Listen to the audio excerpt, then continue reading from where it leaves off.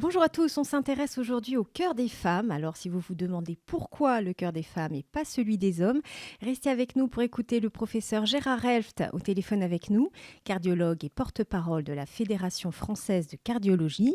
Bonjour professeur. Bonjour madame. Les maladies cardiovasculaires restent la première cause de mortalité chez les femmes, la deuxième cause chez les hommes après le cancer. Comment on explique aujourd'hui cette exposition des femmes aux maladies cardiovasculaires? Alors oui, vous avez tout à fait raison, puisque chaque année en France, on déplore environ 150 000 décès de causes cardiovasculaires. Ça fait plus de 400 par jour quand même. Et ces maladies cardiovasculaires sont donc extrêmement fréquentes et elles touchent l'homme et la femme. Or, généralement, on ne sait pas ou on ignore qu'elles touchent la femme.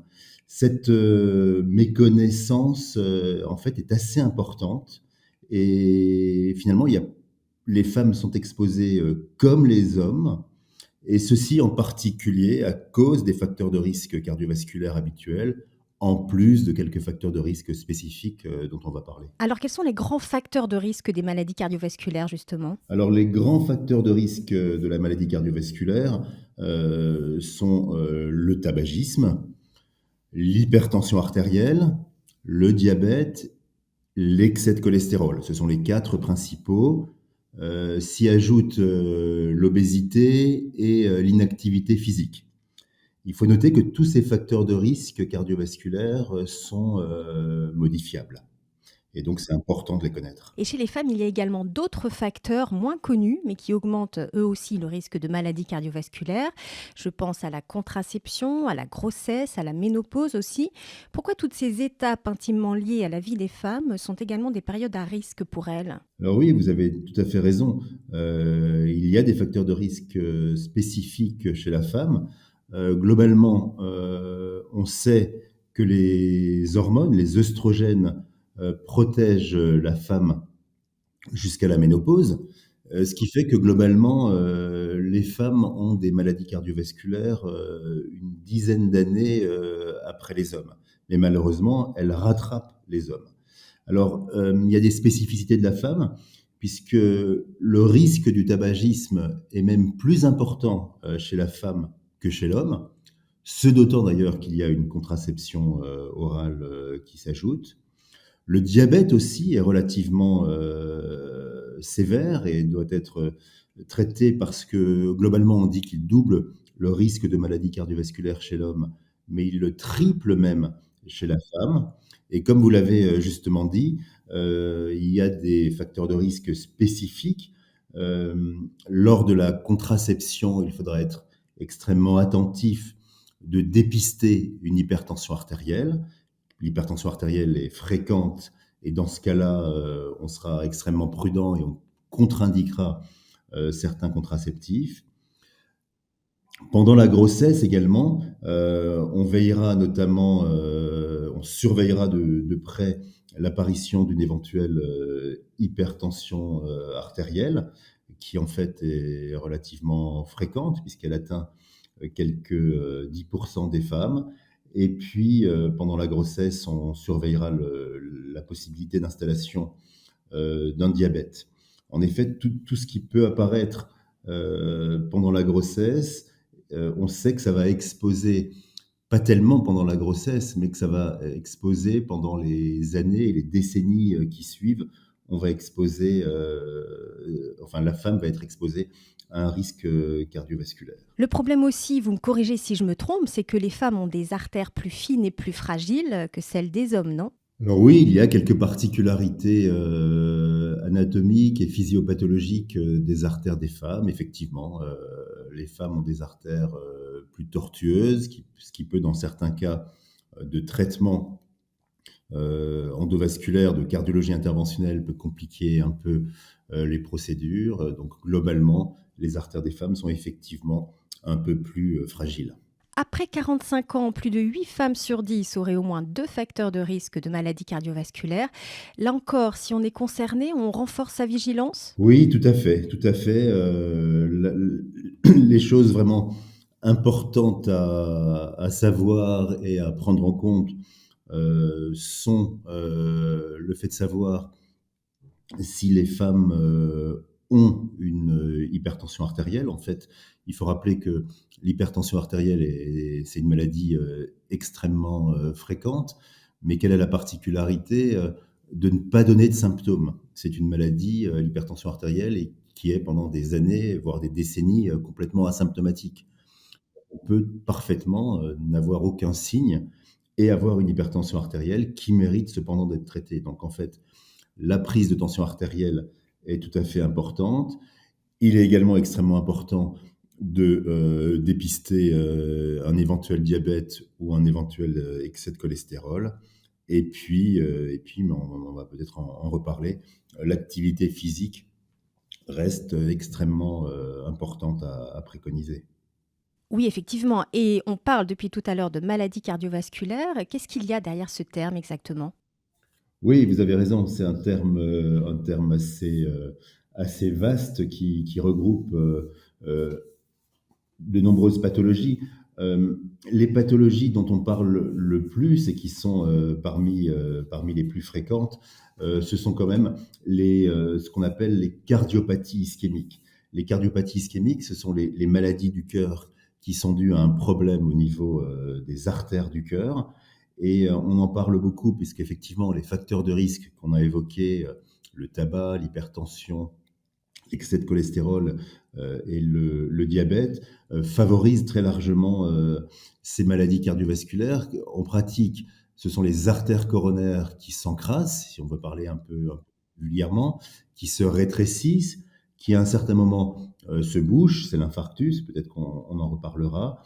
Mais donc ça, ce sont les maladies cardiovasculaires les plus fréquentes, les maladies cardiovasculaires d'origine ischémique. Bien entendu, il y a malheureusement d'autres maladies cardiovasculaires.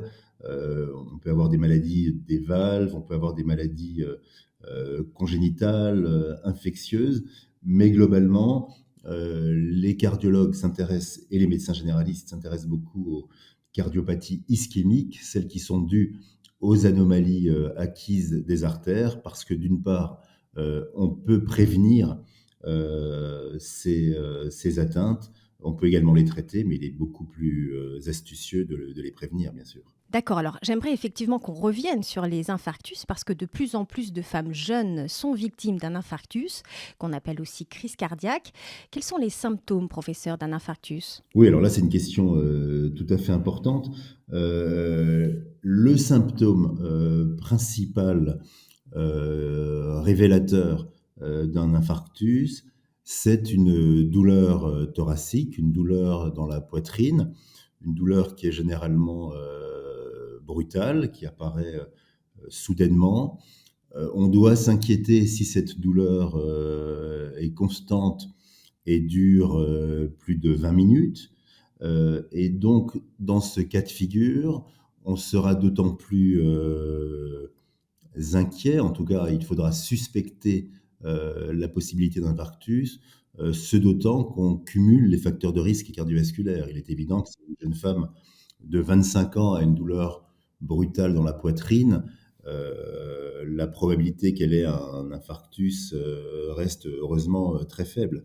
Par contre, une femme de 70 ans qui aurait un gros passé de tabac, qui aurait une hypertension artérielle, plus un diabète, plus un excès de cholestérol, bien entendu, l'apparition brutale d'une douleur dans la poitrine est extrêmement suspecte.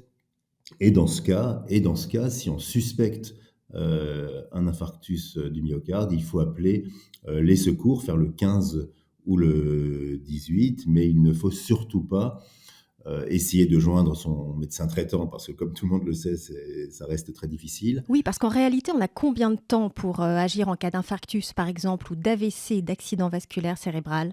En fait, la réponse est la suivante: le plus tôt, c'est le mieux. Le plus tôt, c'est le mieux. Plus on va attendre, plus le muscle cardiaque va souffrir. Donc clairement, on estime idéalement qu'il faudrait agir dans les 2 heures, idéalement, ou dans les 4 premières heures qui suivent l'apparition de cette douleur. Or, en fait, on se rend compte que le délai de prise en charge d'un infarctus, d'une part, il est bien plus important que ce que je viens de dire. Il est bien plus important que 4 heures en moyenne, pour des tas de raisons, pour des raisons de méconnaissance, notamment. Et donc, cette douleur thoracique, donc c'est la douleur principale, c'est le symptôme principal. Alors, on peut avoir d'autres signes. La douleur, elle peut être dans la poitrine, elle peut irradier le plus souvent dans le bras gauche, elle peut irradier vers le cou, voire vers le dos. Elle peut également entraîner des sueurs, des nausées.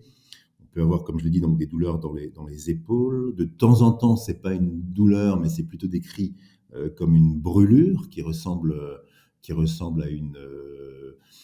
à une irritation gastrique. Et il n'est pas rare que des symptômes de gastrite soient diagnostiqués alors que c'était un infarctus. Donc ça, c'est plutôt des symptômes plus atypiques chez les femmes, on peut dire ça? Alors, en fait, il y a, comment vous dire les choses de façon assez simple.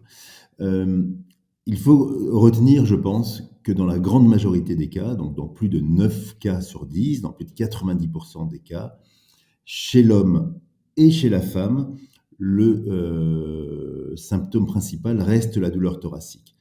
Alors, il est vrai que si on va dans le détail, les femmes ont un peu plus souvent des sueurs associées, des douleurs un peu plus atypiques. Mais on a trop tendance actuellement, depuis quelques années, et c'est d'ailleurs certains de mes collègues qui le font, et c'est vraiment à tort, parce que les dernières études sur lesquelles on s'est intéressé aux symptômes très précis euh, qui existaient lors de la constitution d'infarctus myocarde.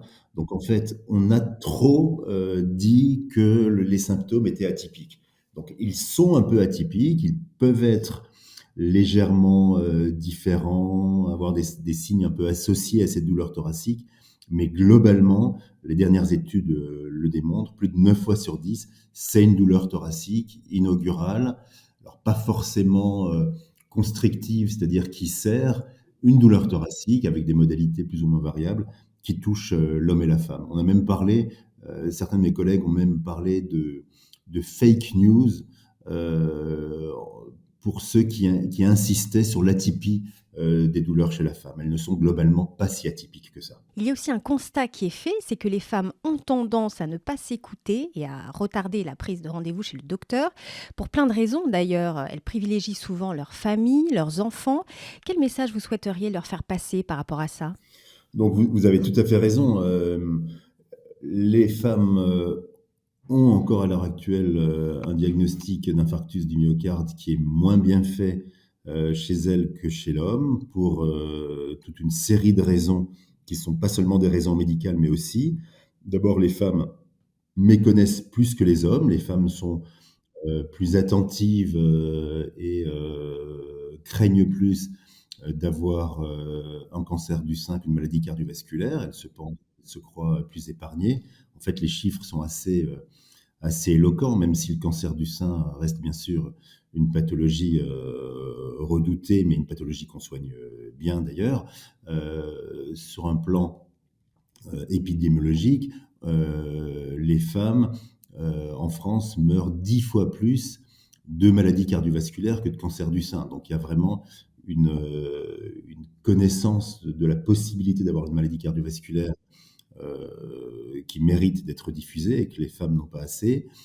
Il y a quelques années, les médecins eux-mêmes prenaient un peu moins au sérieux les symptômes chez la femme parce qu'eux-mêmes méconnaissaient la possibilité de ces maladies cardiaques chez la femme. Et puis, il y a toute une série de raisons un peu plus socioculturelles que vous mentionnez. Les femmes s'occupent beaucoup de leurs enfants, de leurs conjoints et s'écoutent moins. Donc il y a tout un ensemble de raisons qui font que les maladies cardiaques des femmes sont moins bien diagnostiquées. Et puis on sait bien aussi qu'obtenir un rendez-vous rapidement chez le cardiologue, c'est quasi mission impossible.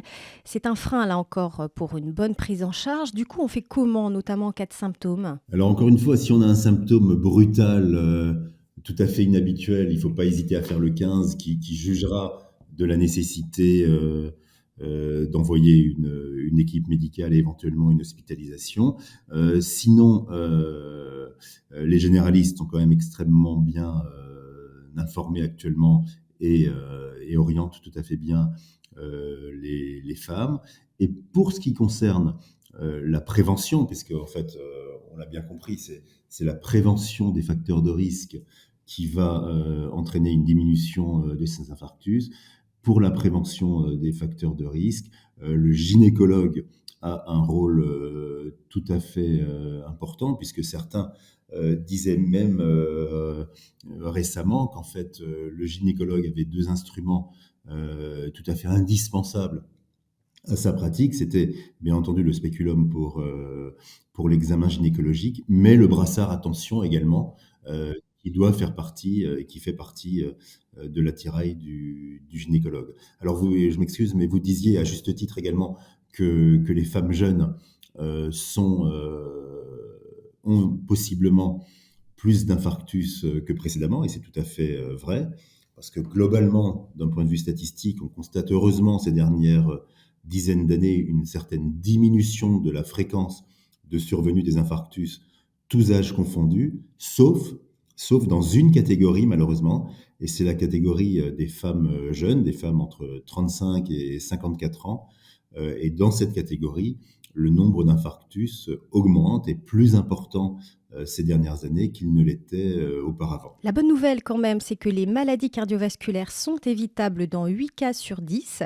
Quels sont vos conseils, professeur, pour nous aider à préserver au mieux notre cœur et prévenir les maladies cardiovasculaires? Donc les conseils, finalement, ils sont assez simples. Il faut garder en tête les facteurs de risque et lutter contre ces facteurs de risque. Donc le conseil le plus important, c'est de tout faire pour arrêter de fumer si on fume, et il n'est jamais trop tard, il faut le dire, parce que certaines personnes se disent oh, ça fait longtemps que je fume. Non, il n'est jamais trop tard. Sur le plan cardiaque, au bout de quelques années, le fait d'arrêter de fumer est extrêmement favorable et diminue le risque. Donc arrêter de fumer, c'est le premier conseil.